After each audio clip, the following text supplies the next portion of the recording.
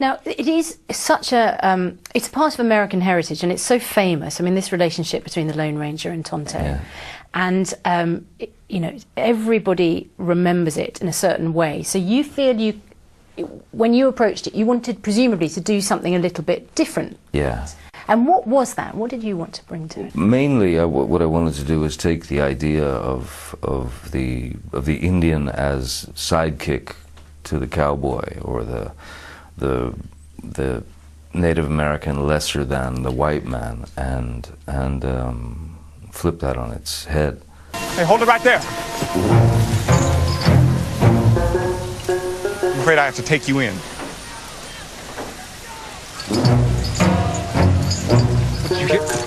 Did you hear me? You speak English, don't you?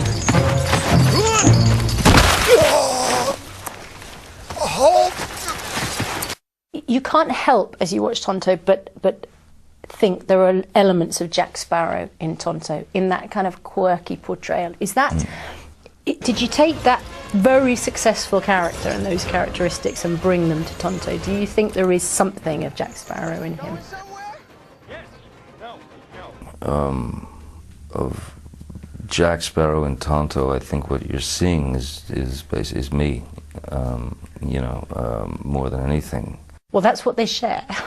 Well, that's the deal, you know. I think if you went back and looked at a few different characters, I'm sure you would notice. I mean, because everything has to come from some basis of truth. I can't help but admire what you're wearing and what you have. I mean, you wear a lot of things around your neck. You've got a lot of rings on. Even, I don't know if we can just show your nails. Your nails are more colourful than mine are. That's the... oh, I can't believe I'm touching your hands. I've been touched by superstardom. There we go.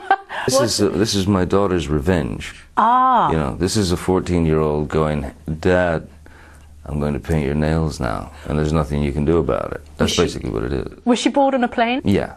You recently said to Rolling Stone that there was a point at which you thought you might throw it all in, pack it all up, the acting, and sort of that maybe parts of it hadn't been the happiest parts of your life, perhaps.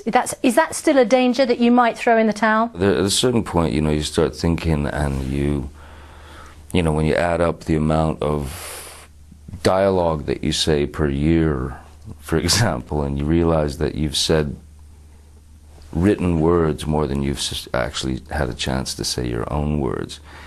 You know, you start thinking about that as a kind of an insane option for a human being. So, are there quieter things that I wouldn't mind doing? You know, or there, you know, yeah, I wouldn't mind that. So, yeah, I wouldn't say that I'm dropping out any second, but I would say it's probably not too far away.